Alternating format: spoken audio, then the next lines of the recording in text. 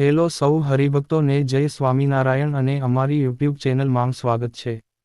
તારીખ 1 એપ્રિલ 2024ના દિવસે જેતપુર બીએપીએસ મંદિરનો દ્વિતીય પાટોત્સવ ઉજવવામાં આવ્યો હતો.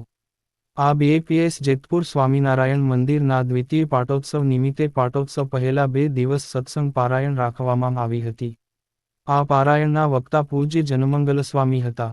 જેતપુર મંદિરના પાટોત્સવ અને પારાયણની મુખ્ય સેવા જેતપુરના માતુકિયા પરિવાર દ્વારા કરવામાં આવી હતી.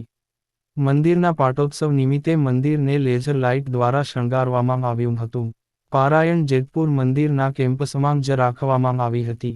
આ પારાયણનો લાભ સૌ ગ્રામજનોએ લીધો હતો. જેમાં મહાપૂજા, ધૂન, પ્રાર્થના, કીર્તન અને સંસ્થાના વિદ્વાન વક્તા સંત પૂજ્ય જનમંગલ સ્વામી દ્વારા 2 દિવસ સુંદર પારાયણનો લાભ આપ્યો હતો. અને આ ઉપરાંત પૂજ્ય વૈરાગ્યપ્રિય સ્વામી અને ગોંડલથી સંતો પણ ઉપસ્થિત રહ્યા હતા.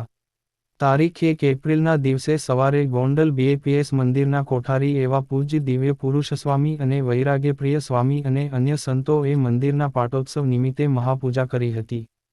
અને સાથે પુરુષ અને મહિલા હરિભક્તો પણ આ મહાપૂજામાં જોડાણા હતા. અને ત્યારબાદ વિધિપૂર્વક મૂર્તિઓનો અભિષેક કરવામાં આવ્યો હતો. ત્યારબાદ મંદિરના સભા હોલમાં સભાનું સુંદર આયોજન કરવામાં આવ્યું હતું.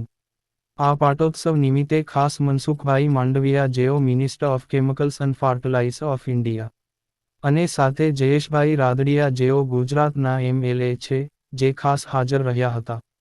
અને જે કોઈ હરિભક્તોએ આ જેતપુર મંદિરના દર્શન કર્યા હોય તે અને જેતપુરના હરિભક્તો કોમેન્ટમાં જય સ્વામિનારાયણ લખીને વિડીયોને જરૂરથી શેર કરજો.